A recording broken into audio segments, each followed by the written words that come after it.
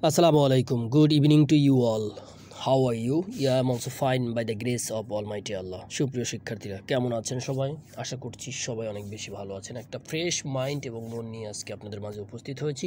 আশা করি আমার সামনে যারা উপস্থিত রয়েছেন সকলে অনেক বেশি ভালো আছেন এবং মোটিভেট রয়েছেন। আজকে আপনাদের সবার সামনে একটি নতুন লেসন নিয়ে উপস্থিত হয়েছি। আশা করছি এই লেসনটি আপনাদের অনেক বেশি হেল্প করবে। আমরা বেশি কথা না বলে সরাসরি মূল ক্লাসে চলে যাচ্ছি। তাহলে চলুন শুরু করা যাক। Late get start. The way এটা একটা স্ট্রাকচার। আপনাকে বুঝতে হবে দ্য ওয়ের পরে পার্সন বসবে, তারপরে বি ভার্ব, তারপর আইএনজি। একদম সহজ কথা ভাই।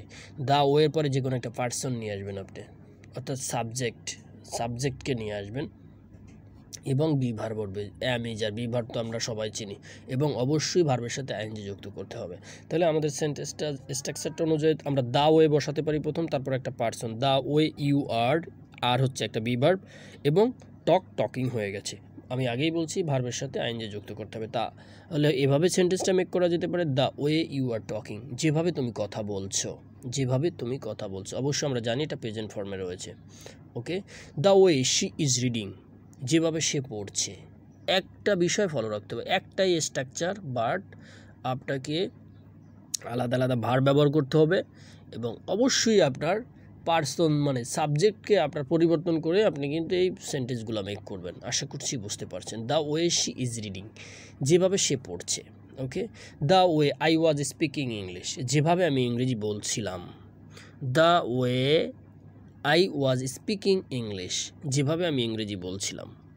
আশা করছি বুঝতে পারছেন।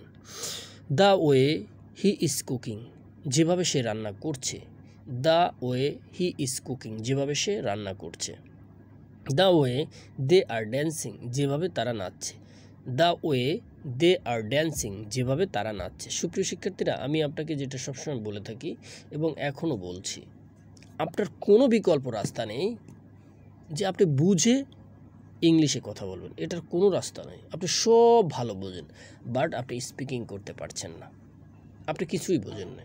আপনার স্পিকিং করতে হলে ভুল হোক সঠিক হোক, আপনি বলার অভ্যাস করেন। ভুলভাল বলতে বলতে বলতে বলতে একটা সময় এটা নিজে থেকেই কারেকশন করতে পারবেন, নিজে থেকে এগুলা আপনি সংশোধন করতে পারবেন। এই জন্য আমি বলছি আপনি প্র্যাকটিসটা চালিয়ে যান এবং যেভাবে হোক প্রতিদিন কম বেশি বলার ট্রাই করেন। সবাই ভালো থাকবেন, সুস্থ থাকবেন। আজকে এখানে শেষ করছি। আসসালামু আলাইকুম।